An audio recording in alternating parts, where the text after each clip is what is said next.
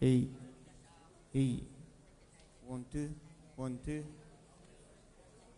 1 2 check 1 2 hey 1 2 1 2 hey 1 2 1 2 hey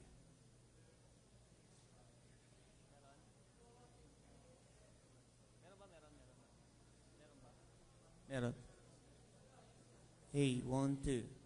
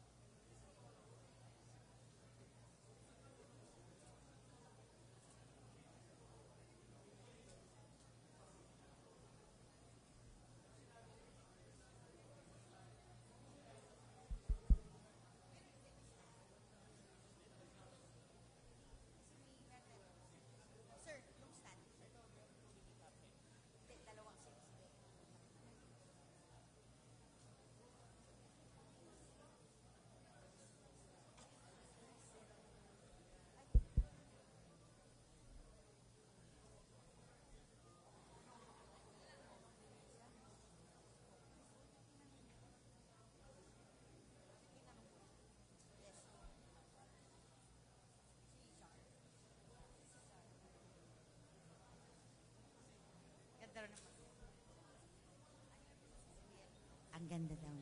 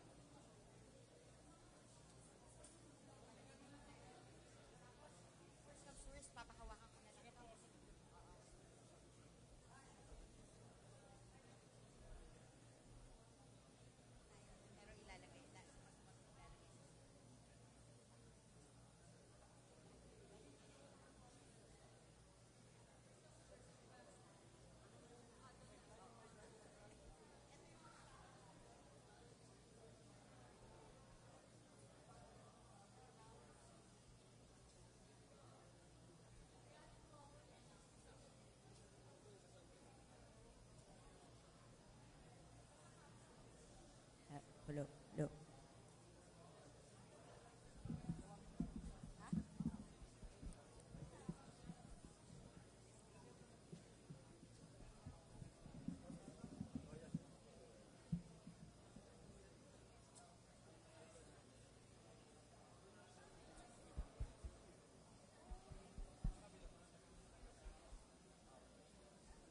Hello.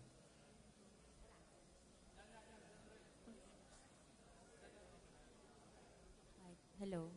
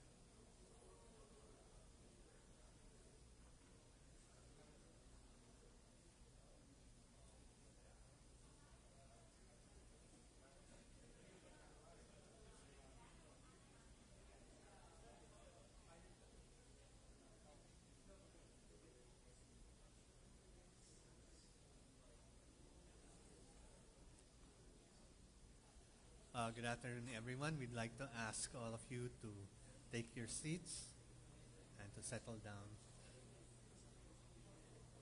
I am Assistant Secretary Andulong, and this press conference will be co-moderated by Mr. Sean Parnell, the spokesperson of the U.S. Department of Defense.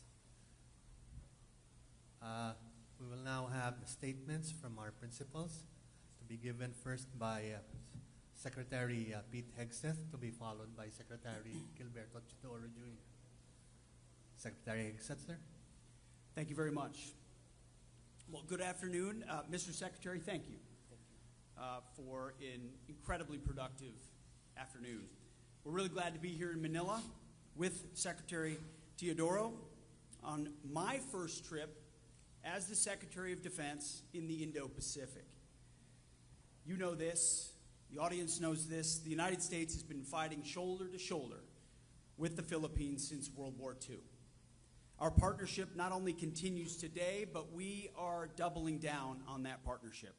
And our ironclad alliance has never been stronger. This morning, I also had a chance to meet with President Marcos.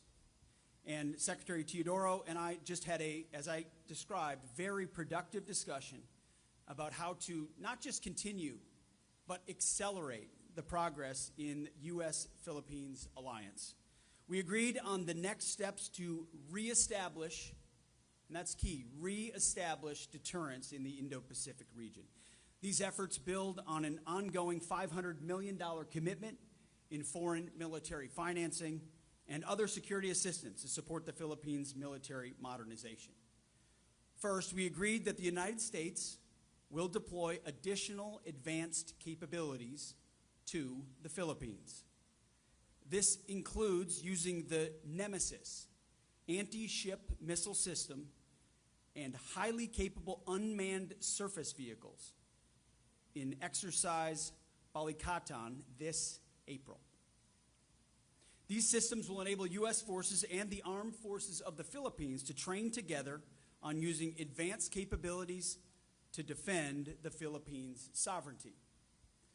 Second, to enhance interoperability for high-end operations, we agreed to conduct bilateral Special Operation Forces training in the Batanes Islands. Did I get that right? Batanes, Islands. Special Forces training together. Third, Secretary Teodoro and I agreed to prioritize bilateral defense industrial cooperation, which is critical. So today we published a joint statement outlining our priority areas for cooperation. This includes co-producing unmanned systems and increasing combined logistics support. I was just in Guam before I came here. We can talk about big systems and advanced technologies, but if you don't have logistics support, I see the folks who run militaries and run formations, you need logistics support to actually operate and advance forward. These initiatives will help us share burdens and promote a more comprehensive partnership. We intend for these efforts to boost both of our economies and strengthen supply chain resilience. And finally, we agreed to launch a bilateral cyber campaign. We're going to work together to reduce cyber vulnerabilities across our alliance, and increasing cybersecurity will allow even more advanced operational cooperation. The challenges we face require that kind of team effort. But I'll tell you this, those aspects are just the beginning. We had our meeting this morning, we had a meeting with the president, we had a meeting in here, we had private meetings as well. I can assure you, and I can assure all those watching, this is just the beginning of what will continue to be an incredibly fruitful alliance. So together we'll encourage our other partners and allies in the region to step up their efforts and their cooperation to increase defense capabilities and strengthen deterrence. We have already set a robust agenda for the next few years. Our staff and both of us are going to remain actively engaged. It reflects the strength, as I said, of our ironclad alliance particularly in the face of communist China's aggression in the region. And our partnership demonstrates our commitment to peace and security in the Indo-Pacific. As our president, who sends his greetings, President Donald Trump talks about often and demonstrates, we will achieve peace through strength. We do not seek war, we seek peace. But those who long for peace must prepare for war. And we stand united shoulder to shoulder. So, Gibo, if I may, you can call me Pete anytime you want. Thank you for hosting us today and for making great progress alongside us. I look forward to working closely with you to solidify that peace through strength. Thank you very much, sir. Thank you very much, Secretary Hegseth, sir. We now invite Secretary Teodoro to give his statement. We thank the Honorable Secretary Pete Hegseth, the Secretary of Defense of the United States, for his momentous visit to the Philippines. It is an honor for the Philippines to host Secretary Hegseth's first visit to Asia during his first trip to the Indo-Pacific. This signals how important our bilateral alliance with our only treaty partner, the United States, is, and we are gratified by the importance placed on the stability and enhancement of this relationship as a linchpin of securing peace and stability in the Indo-Pacific. We are grateful for the enduring support of the United States, including the State Department's issuance of a waiver, in part, in no small way, through the efforts of Secretary Hegseth and the rest of the team, for a waiver of foreign military financing for the Philippines. We believe these engagements are crucial and need to be enhanced in order for there, as Secretary Hegseth to put it, to be a re-establishment of effective deterrence against unwanted and malign influences that affect the stability not only of the Indo-Pacific, but of the whole world. And as Secretary Hegseth said, we are going to work very closely, not only with our treaty ally, but with other like-minded partners in re-establishing deterrence. This will mean increased interoperational activities, joint exercises, realistic training in a myriad of scenarios to mirror what may be possible in the future, God forbid. However, we must be prepared to answer and to meet and even to deter any possibility in the future for our mutual defense and the defense of freedom and international law. During our discussions, we discussed the enhancement of the quality of Philippine investments in strategic basing, in capability upgrades, in the skill sets of our fighting men, women, and our civilian personnel to complement the comprehensive archipelagic defense concept, which has in its underpinnings not only the Philippine Constitution, but international law. The deployment of the Nemesis and other unmanned surface vehicles will hasten the introduction of these technologies into the vista of the Philippine Armed Forces and will train our troops to train for higher technological capabilities that we need for effective deterrence in the future. The Philippines is prepared and is in fact taking a more active role in rallying our other allies and like-minded nations to resist any attempt to change international law by acquiescence or a fait accompli in the South China Sea. The number of status of visiting forces agreements that we are entering into is, for the rules-based international order, is proof of this. Because of the increased interoperational activities. We expect increased rotational presence of like-minded and allied troops in the Philippines. With our strategic basing initiative, we will also expect a heightened tempo of the Philippine Armed Force for external and territorial defense to put in our share of deterrence. And we will also expect a hastening of our capability upgrades and our logistical support facilities to support deterrence.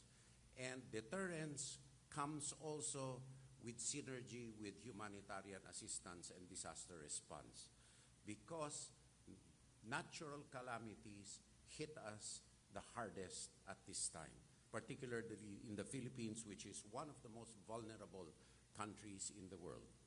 We will enhance our current EDCA locations, and we will make improvements. Mind you, these are Philippine bases of which we have to invest in. We will enhance them for logistical support. We have talked about establishing a sustainable, effective, and business case-focused defense industrial base, which suits our national interests and advances our economic, defense, and other cooperative resilience activities, which are of benefit not only to each one's economy, but on partnerships and synergies, so that there can be a multiplier effect on the enhancements to different sectors of our societies, of both our peoples. As we know, the relationship between the Philippines and the United States is not unipolar. It is multipolar. And the most important thing are people-to-people exchanges, but also commerce, defense, education, language, and the NBA.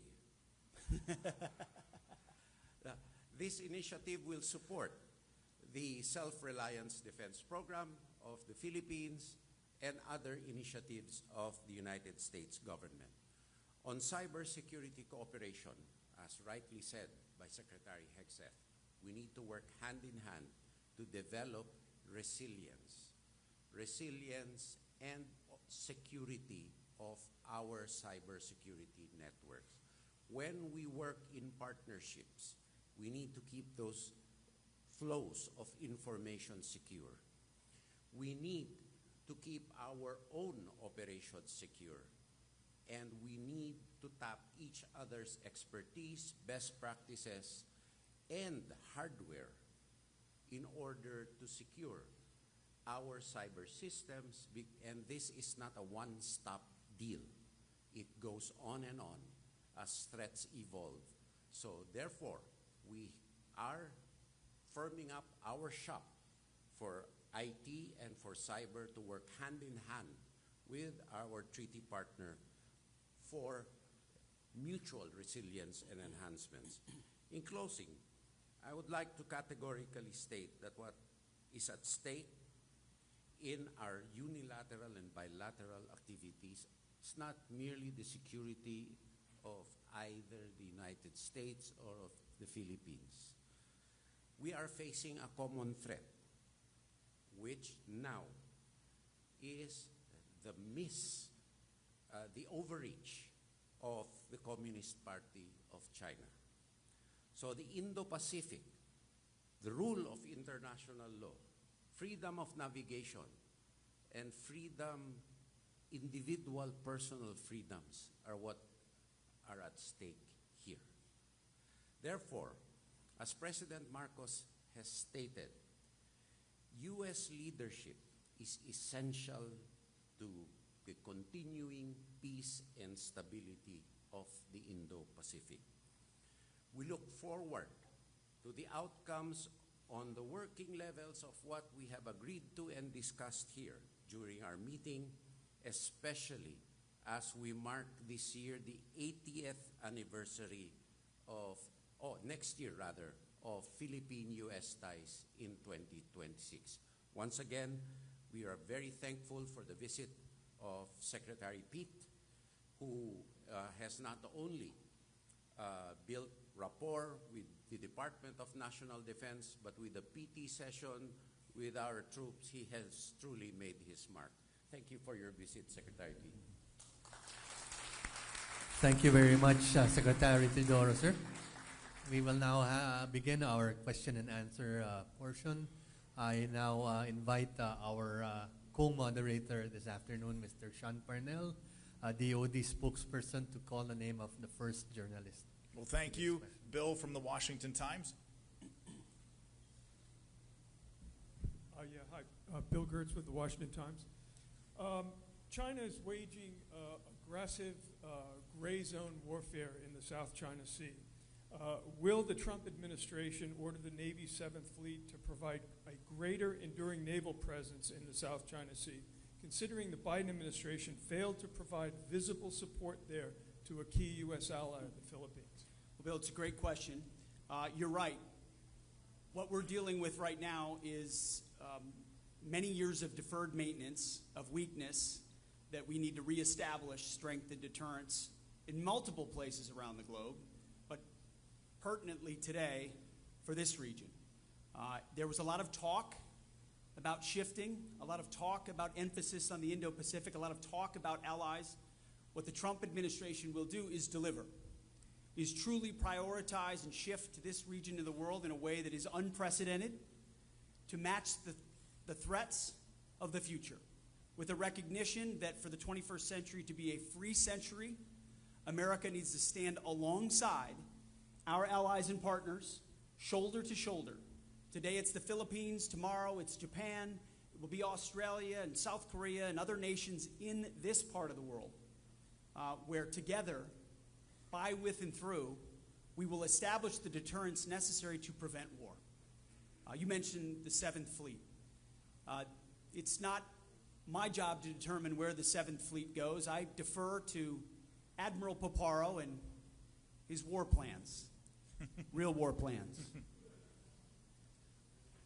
Admiral Paparo understands the situation, understands the geographic significance, understands the urgency, and is prepared to work with those in the region to ensure we are leaning forward in our posture, not waiting for events to develop, not retrograding to places further from the front, but deploying capabilities forward, posturing and creating dynamics and strategic dilemmas for the Communist Chinese that help them reconsider whether or not violence or action is something they want to undertake. Again, President Trump is a peacemaker. President Trump seeks peace. That's my message here as well. But in order to bring that peace, we will be strong. Our allies will know we stand with them. Our admirals are prepared and they will be properly equipped. We're rebuilding our military under President Trump, reviving that warrior ethos across the force. You know, I look out at the men and women of our military, many of which I did PT with this morning, younger and more fit than their secretary. And I see mechanics, I see special operators, I see lawyers, I see fuelers, I see pilots, I see sailors, all with different jobs. But what I ultimately see are warriors in the profession of arms, here deployed forward with our allies, postured and prepared to deter war. So Admiral Paparo is exactly where we need him to be, with contingencies laid in place, and we will be positioned to stand with our partners, hopefully to prevent any conflict at all. We now call on Mr. Chad Williams of Agence France Presse to ask his question. Thank you. This is for Secretary Hegseth. You gave a speech last month at a Pentagon town hall where you specifically talked at length about accountability. And I'm wondering, including even in the smallest things you said, and I'm wondering if now, as we have the Senate Armed Forces Committee asking for a report into the signal controversy, if you feel, as the leader of the Defense Department, you have any level of responsibility for what Marco Rubio and some other people have called a mistake. Thank you for the question. I'm responsible for ensuring that our department is prepared and ready to deter and defeat our enemies. And I'm quite proud quite proud of what our forces in CENTCOM did on that initial series of very effective and devastating strikes, and the ongoing campaign that we are undertaking, because that is, again, on the backs of 4 years of deferred maintenance and failure and weakness of the Biden administration, we are reestablishing deterrence. And as the leader of that department, my job is to advise and work alongside the president and then work with my fellow cabinet members to ensure that we're operationalizing in every way possible, reestablishing that deterrence. So we will ensure the freedom of navigation returns to that part of the world, just as pertinent to our conversation today, freedom of navigation is something the Philippines experiences in the South China Sea or the West Philippine Sea. It's something we take very seriously. So we'll go with Kazu next. Thank you so much for having us today. So I have a question for Secretary Hegseth. How do you evaluate the trilateral cooperation between the U.S., the Philippines, and Japan in deterring China? And do you intend to take a leadership of it? Well, thank you for the question. I'd love to have the Secretary answer as well.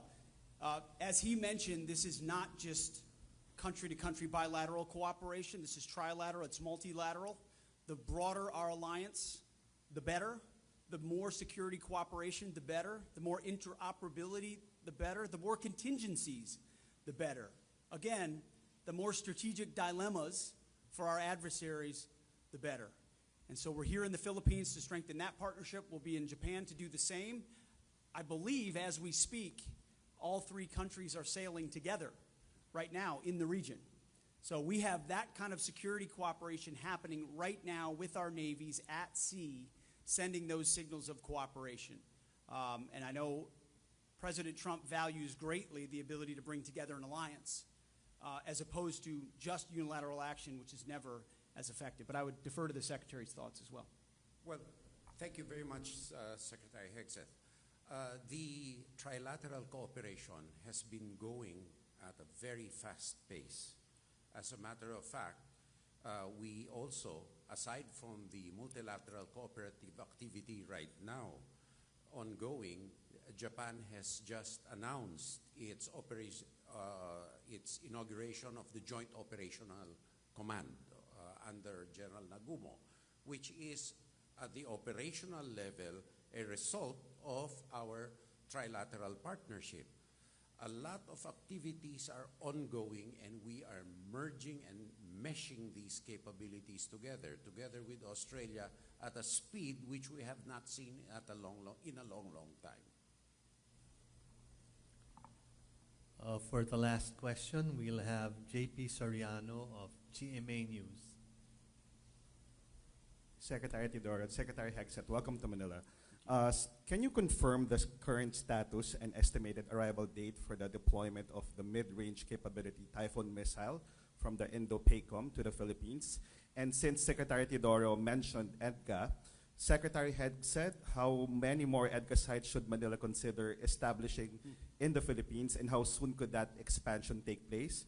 Additionally, and last question, how do you respond to China's warning regarding military cooperation with Manila, particularly their assertion to the Philippine government that, and I quote Chinese MOFA, nothing good could come from opening the door to a predator? Thank you. Go ahead. On the EDCA sites, as I stated earlier, that they will remain as such, and enhanced development will be taken thereon. On the medium-range capabilities, we will neither confirm nor deny any deployments. We will train as we see fit, and the Philippine Armed Forces will equip as it sees fit. And lastly, let the facts speak for themselves. I mean, where did the quote come from on the predator thing? Chinese MOFA. I think their worldview is really quite limited. That's why the robotic quality of their statements. I think that characterizing people who do not appropriate parts of the South China Sea as their own, as they do the 10-dash line, speaks loudly of themselves rather than others. And there was a collatilla to that, I believe, that the Philippines should not be a mouthpiece of any other country. You know, that's once again the product of a limited worldview, of a closed society. We don't practice propaganda in this country. We practice free speech and democracy. So the Philippines is not a mouthpiece, unlike they themselves, who are mouthpieces of Xi Jinping thought. You know, the problem is, you will hear me, the United States will hear me, Filipinos will hear me, but 1 billion or more Chinese won't get to hear what I said. Powerful words. I will just add two things. There's a long line of countries in the past who have attempted to test U.S. resolve. We are resolved at this time, at this moment, to work with our partners, to reestablish the warrior ethos, to rebuild our military and reestablish deterrence, and come alongside our allies and partners, first and foremost, in this region. And then I also, on behalf of the American people, want to thank the people of the Philippines. I want to thank you for your friendship. I want to thank you for your partnership. I want to thank you for your love of our country and our of yours. It is a long, enduring friendship and partnership. So much so that myself and my team will be heading to the U.S. military cemetery here in the Philippines later on today. Which, shame on me, I knew there was a large one here. I didn't know it was the largest outside of the United States U.S. service member graveyard in the world. What a demonstration of the sacrifice America has been willing to make over decades, the resolve that generations of Americans have been willing to show for the cause of freedom. We don't seek intervention. President Trump has made it clear we don't seek war. We don't seek to nation build. We don't seek to use chess pieces and move them around the board. All we seek is peace. All we seek is freedom and cooperation and mutual benefit. And we find that in friends like our friends in the Philippines. But do not mistake our friendship. Do not mistake our belief in peace and our desire for peace for a lack of resolve. Too many have. And America still stands strong today and will continue into the future. So I want to thank you all. Thank you very much, sirs. That ends our press conference. I now invite our two secretaries to stand together in front of the podium for our final video and photo opportunity.